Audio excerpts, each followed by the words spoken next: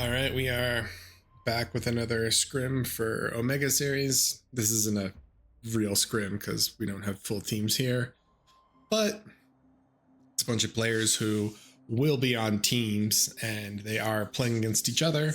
So Rosetta is kind of like the all that glitters or the supreme straight of the rotation lobby. So I think a lot of these players are going to be way more comfortable on it, especially everyone on the blue team.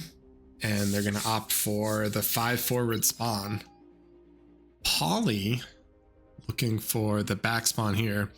So in last Omega series, we saw quite a few interesting cooked strats, probably the most famous of which was the DSG, dented support group, 3-minute, T2 AGO, spamming out Jaguars. That strategy should have worked really well. There were some minor issues where they were capping mexes and they didn't actually have the E generation for their team to run all the mexes that they were capping. I think because neither of these teams are actual full-fledged teams, I don't think we're going to see any crazy cooking from this. It'll probably be a little bit more standard play, but in 5v5 it definitely plays very, very differently. So let's see.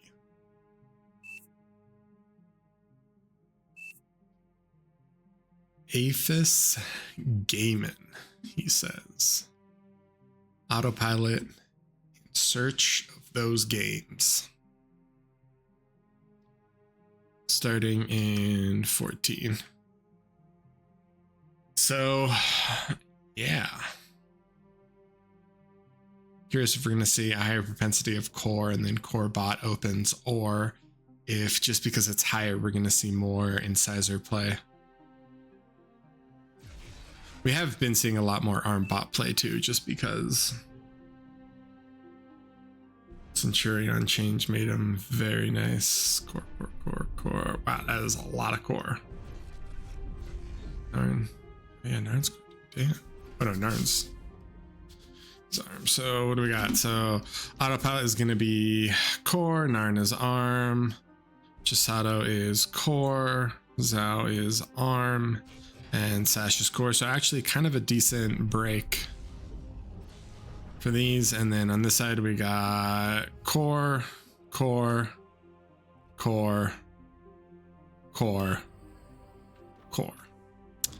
They decided that Armada's for suckers and they're just going to be the full core lineup. Chisato with the earlier walk, he's not even going to drop the lab farther back. He's just going to come straight in and immediately take the 10 max, which kind of makes sense. I mean, if you look, right, the entire team's metal production is just 52 right now. So it's like 20% boost once it's done. And the team comes out ahead, although his own lab will be delayed. But now that that's in here, it gives them a nice little boost. So, core bots.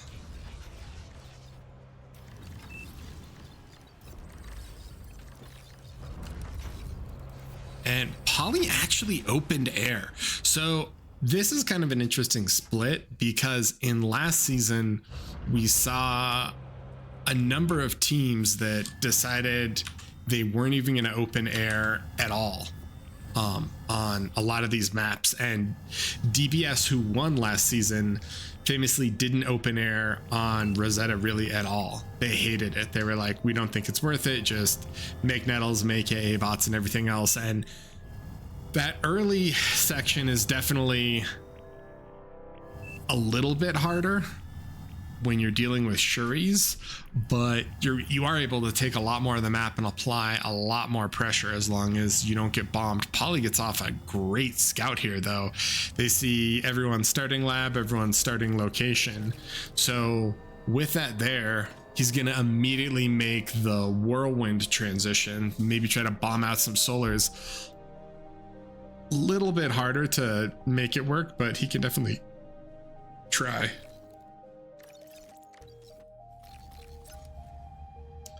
Narn sneaks a tick in, but gonna get caught by the incisor, and then we got some grunt versus rover action over here.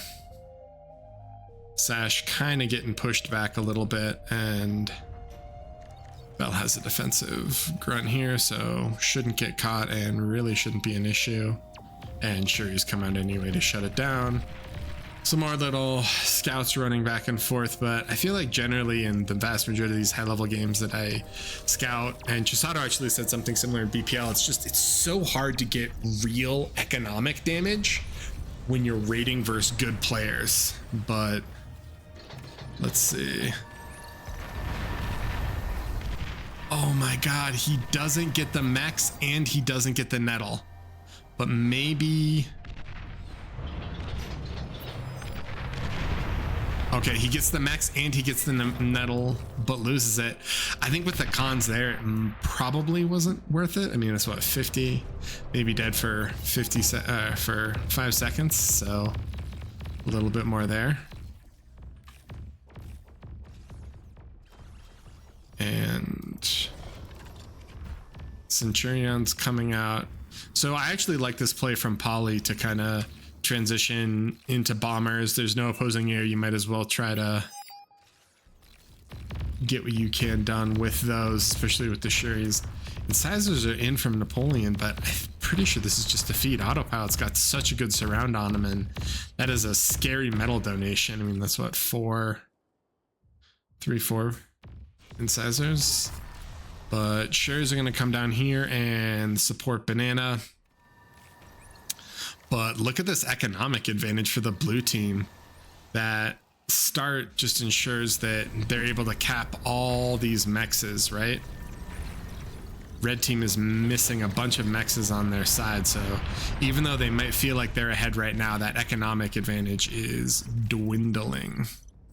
Well, it's not even dwindling, it's basically gone until they can kind of recover it. Chisato is doing a little bit of grunt thug, which is interesting, and Poly bombing out LLTs and everything else. I like this. I think he's being annoying without overcommitting, right?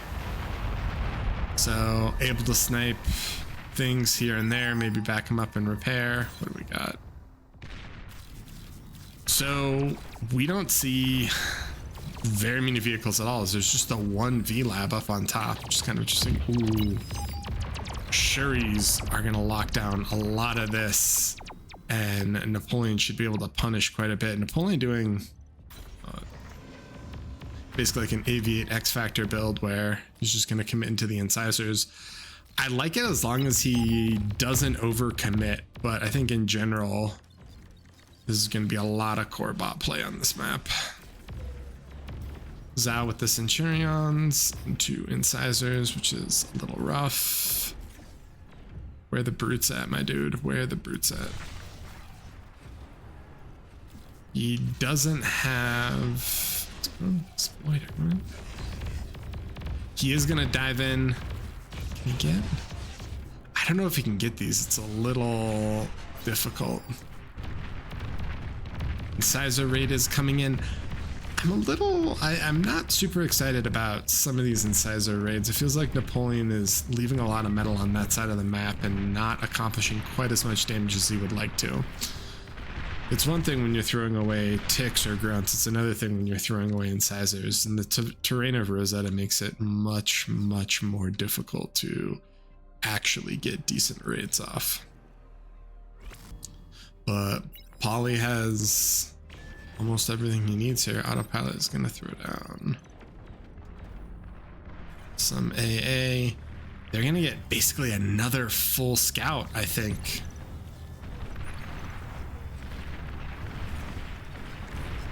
Yeah, I mean, they're going to see basically everything, although they do see that there's an air lab now from Sash, so maybe not quite as bombable as thought originally. And Sherry's definitely putting in work here. Sargeras with the brute transition after dropping all of the incisors.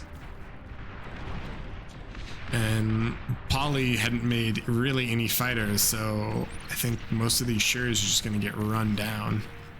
Does have a fighter of his own, but loses quite a few Shuris for that. And Sash has the T2 and he is flying transports out. Or sorry, flying T2 out. Immediately gonna tap this Mex. And their T2 is almost done. Banana really needs to eat that. And MasterBel's T2 is almost done as well. Floating quite a bit of metal. These B-solars probably could be eaten. That is... I'm with Izzy on this one. I have no idea what's going on there. So, Brute's scary as always once they're bald. He sees the comm up there, so he knows that there's almost nothing that can happen. How did this one tick got there and killed it? There wasn't an LLT or anything defending it? So I was gonna run in and immediately get stunned. Rocco versus Thug. Well, Rocco Thug versus Pure Thug. Zhao's comm feels a little exposed, maybe? If Sargeras just wants to run at it with brutes while they're upping mexes. Is he sent out? So he's got his T2, he's gonna up these mexes now. This is definitely, I think, where the 8v8, especially the 8v8 Rosetta experience is kicking in for blue team, just immediately upping the 2.0 mechs. They've upped all these other mexes, and I worry that once the reclaim is done, they're going to be pretty far behind economically. Has this... it's been there the whole time. Alright, so in terms of big picture thing, I feel like we're not seeing any real variations in the games that I've seen between last season and this season for 5v5s. We also aren't seeing a full team play, so, you know, if Kuchi is on a team, or if some of those other MasterBel's another one of those people who, when they bring their full squad, they've got some pretty niche builds for the maps. But we see basically every lab represented here.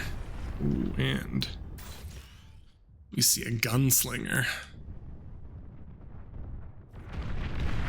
Push up top. Napoleon is going to commit in with these. But again, I worry that this might just be a bit of a donation. He hopefully can get Geo. Can he get Geo? Yeah, he can get Geo. Maybe some of the army with it? Nice. Okay, okay. Overkill gets the Rex as well, so if you consider that, that's nice. Want to get that moving, and early gunslinger is just gonna micro it while he micros his macro. AGO's going up. Chisato or Sash already has his AGO.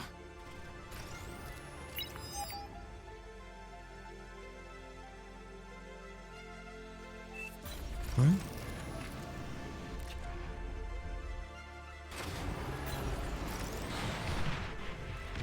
Get a small scout. Oh, was tremor.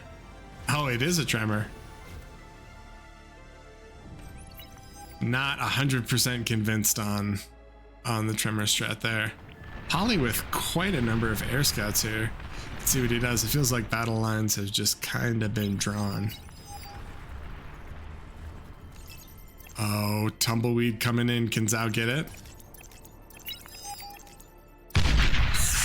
Oh, he doesn't get the backs, but he gets all the cons. That's actually amazing. Tumbleweed life. Rolling on out.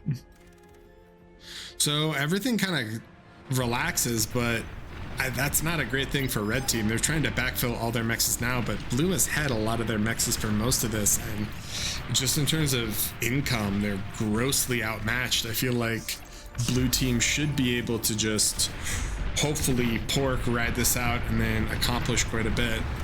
Narn is going to get pushed by all these thugs, and there's quite a few Sheldons behind him, so thugs for the front line and then Sheldons for the range.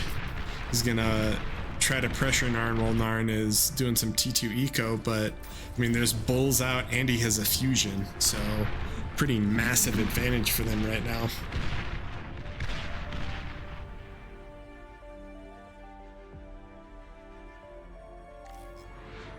Spybot sees all the Sheldons. The Sheldons, what, just pushed forward to deny those mexes? Man, I feel feel like this is such a bombable geo that it almost doesn't make sense to A-geo it, especially like when your whole base is here. I feel like that maybe should be a Serb. Sorry. Or you just don't upgrade it. Bulls coming in, they're gonna get chipped at by Shellys. But that thug wall in front of the Shellys went down, so now MasterBel's gonna need to kind of slowly whittle down the enemy. Cloaked commander, but there is radar somewhere. Oh, he wasn't cloaked. He was just running. Bell needs to be kind of careful. Oh my god. Oh no. Narn with the very last shot is able to kill Bell's Calm, and that's super scary. That was kind of the only thing holding back this bull push. Although I say that and Sherry's just come up and immediately lock it down, but still. Shellys of their own coming, and there's not a rattlesnake, is there? Yeah, there's no actual hard pork here. So Napoleon is gonna flex down. We're gonna see some brute on brute action. The land of the barbarians, pink and purple going at it. These bulls want to commit, but they're not fully committing. They're just kind of getting plinked at by the Shellys, who eventually will kill them. And yeah, I mean, Jag versus Brute is not a great fight. They do not match up well, but if these Jags can push back and then collapse down, maybe it works better. So far, it seems like they're holding decently well. Lots of fiends coming out, and Banana has a spy bot.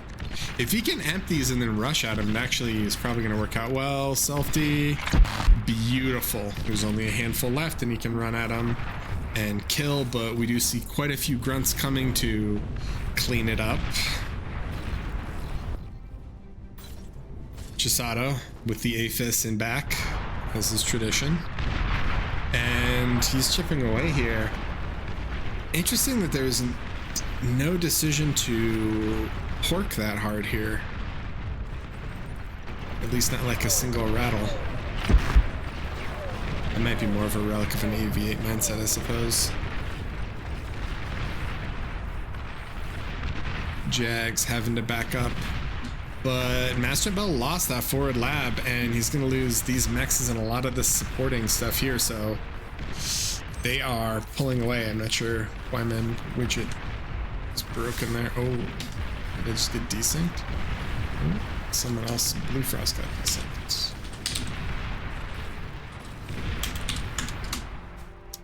Let me reload my UI really quick. Oh. Well, yeah. So this is a little scary for red team because I feel like they wanted to be a little bit more aggressive, or they were a little bit more aggressive, but they didn't actually accomplish what they needed to. They see I have tracers, so they see the spies. The spies aren't gonna be able to close in. And Chisato with the early tack nuke is definitely going to be a nightmare here. Not only can... Oh, actually, it can't deny that, but it can definitely deny the Persecutor and all of these once it's charged. That Persecutor is not in range either, fortunately. We got a little... I missed that Tremor being finished. Oh no, it's going to get run down. We got to bring the Salas in, guys. Sash sees it and is going to commit.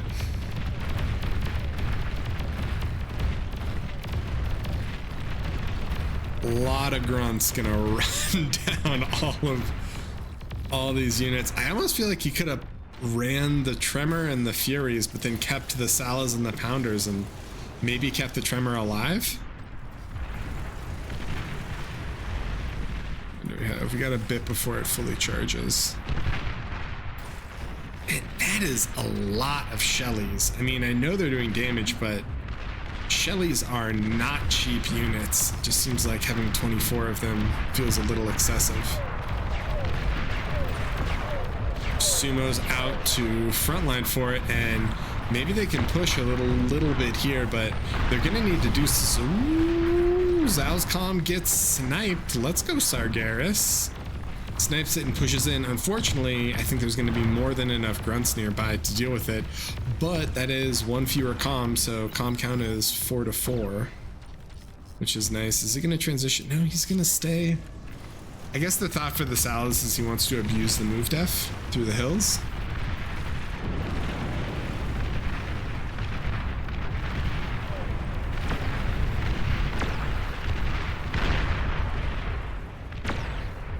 Now we got some frontline persecutors. That can't hit the lab, but it can hit the comm, and he needs to be very careful with this load. It's loaded and fired and got 5 kills. Frontline bulwark from Poly, I am 100% on board with. This is the prime use case for the bulwark. So red team is still really far behind economically. Maybe they can somehow clutch this. Lack experience in macro on this map. Yeah, I think that's kind of what was expected. That's what I said at the start, where all of blue team, I mean, this is kind of the Rosetta mainstay. This and Bismuth, Flats, Tartar Step. We played a lot of games on it, so used to how the macro in it goes. Massive grunt push from Sash on bottom, though.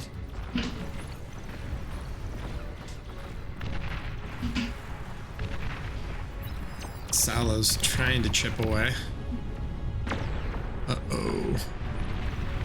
And Tick's able to run in. Comm went down and the front went down. If he wants to commit these brutes, he might be able to do a lot, but he's gonna flex the sumos up.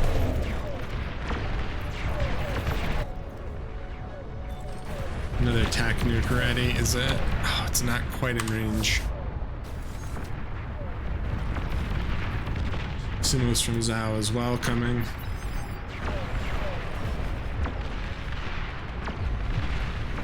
Lots of ticks, and the sumo shield is moving away from him. These sumos need to come back to actually hold it. Sashkorin, maybe just a little big. Look at how much, the top right, look at how much of that is him. He is big and also very damn. This is crazy to me, the fact that the AJ was still here. Like, if that got LPRC'd and popped, it would just pop all of that. I don't know if it'd kill Aphis, but it definitely kill a lot. Well, just gonna waddle through some walls, around some walls.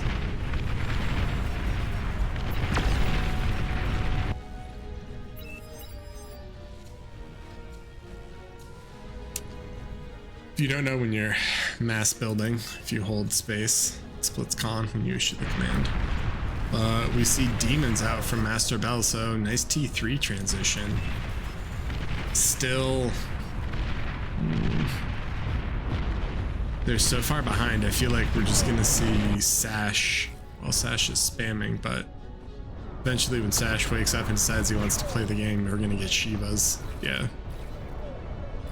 So a lot of grunts pushing forward. MasterBel is able to get quite a bit done on top. That is a lot of feeds. Good lord. We're probably going down, but not before it takes most of those fiends. And Sash is gonna commit the grunts in just to kind of tie up these forces, I guess, while the snipers move a little bit farther down, but here come the Shivas. And MasterBel does have a Kata, but that Kata is running for its life from sumos. Demon en route, gonna hopefully clean up these sumos. And other demon a little bit farther up here is just cleaning house, 40 kills, picking apart all this cheaper T2. But this is the doomsday push that's gonna be coming on bottom. They've got what, one comm? They have two? They have 2 comms that hopefully could respond to it, but you really do have to worry once the Shiva count starts to get a little bit higher. I mean, 5 Shivas you can probably go with, yeah. So let's see what the reaction is going to be from them once they realize that the Shivas have arrived.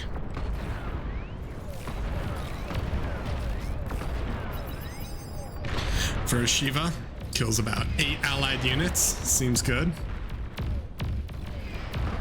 Missiles coming in. Gonna kill some more. All right. This might not be a clinic on how to use Shivas. I'm just gonna throw that out there. But he's gonna start kind of dancing with him now. And MasterBel is breaking this position top. That is a lot of demons coming in. So typical Rosetta fashion, we do see probably more core T3 on this map than a lot of other maps, just because Shivas are really scary. You know, the metal for them. And then Katas, tac nukes, everything else. But here comes the Shiva push. They scary.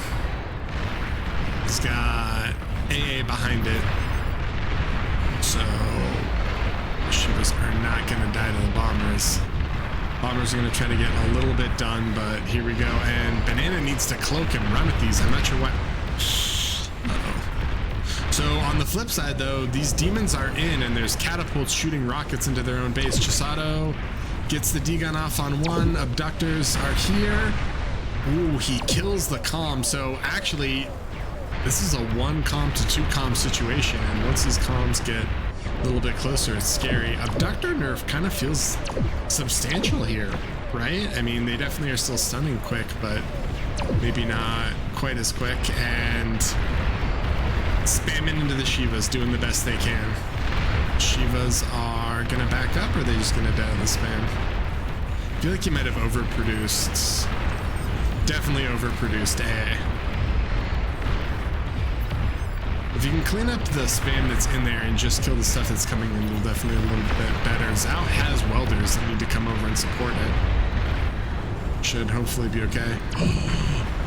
Oh, Autopilot goes down. 1 comm to 1 comm. Where are these comms at? So we got Sash's comm here, and we have Sargeras' comm here. Okay.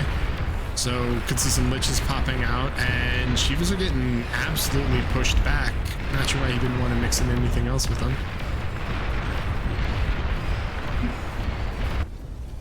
And he is still scaling. I mean, they can lull cannon really whenever they want. I almost feel like maybe they should just lull mid. Look at how massive this team is. It feels like red team doesn't realize how far behind they are. And blue team is just riding out that economic advantage. If there's one person you do not want to get into a macro battle with, it's this man right here. I mean, Zhao, very similar. All these players, they know how to scale late. They are quite good at it, but Shivas are just gonna push through. Taking some of the grunt damage, picking apart a few other things here. Demons are in mid, so these guys kind of need to make units.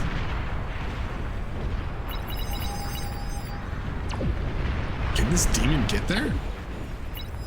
Oh my god, it was close. If they ever lose air superiority and these demons are able to get in, it's gonna get real ugly, but Sash is just gonna slam Shivas right down their throat, and I don't think anything is gonna really be available to stop these Shivas. There is some AA, but it's farther back, and they can't really commit the con.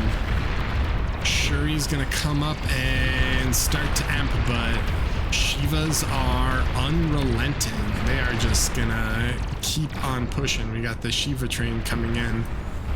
Demons are rotating down, but that gives more breathing room for Narn and the rest of the squad there. And Shiva's still pushing. 122 kills, seems good.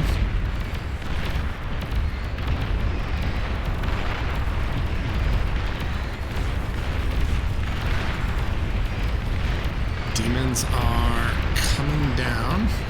It's a lot of AA bots if they can close in on them, actually. Demons are cleaning up these Shivas, or trying to. Doing a pretty good job.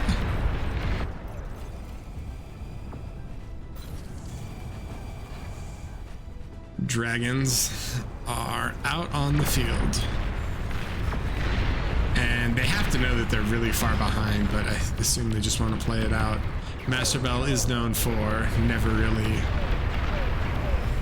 surrendering, but it is 143k to 17k E, so this feels like an absolute masterclass in Rosetta eco.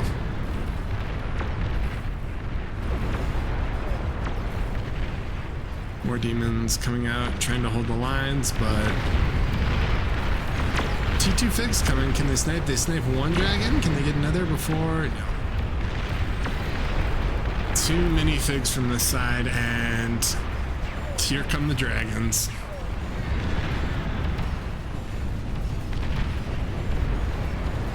So dragons are gonna cook these demons. Just fire everywhere. And there's no long range AA or crossbows or anything else, so I feel like these dragons should be able to just float on in and start shredding eco, but we'll see what they decide to do. And we got res bots, and we still have just an unrelenting Shiva push. Top has sort of mellowed out. They've decided to do some other things.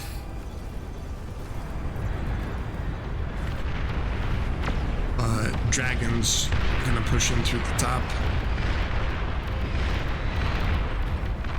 Demon goes down, and Shivas are still pushing. Blue does not want to end this game yet. Feels like they could have ended it sooner. AGO Papa is gonna do a lot of damage and kill a lot of figs if he's not careful. Okay, yep. This is what happened. And more coming, and Sash he is an unrelenting Shiva machine. Just look at this line of Shivas putting in work. Dragons coming in, and they are gonna absolutely cook Napoleon here. And Izzy is correct. It is time to call GG.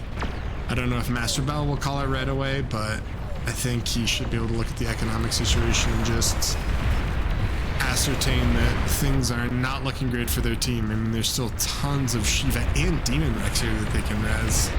I'd like to transition into cards. I feel like we don't see him enough as anti-spam. Do the Shivas actually close in though? They are trying to, but they're not going to get too far. Regardless, the dragons have decided they're going to burninate the countryside. Bell always votes no. That is correct. So Polly's base is dead. They found the last comm, and once that's gone, that's game. So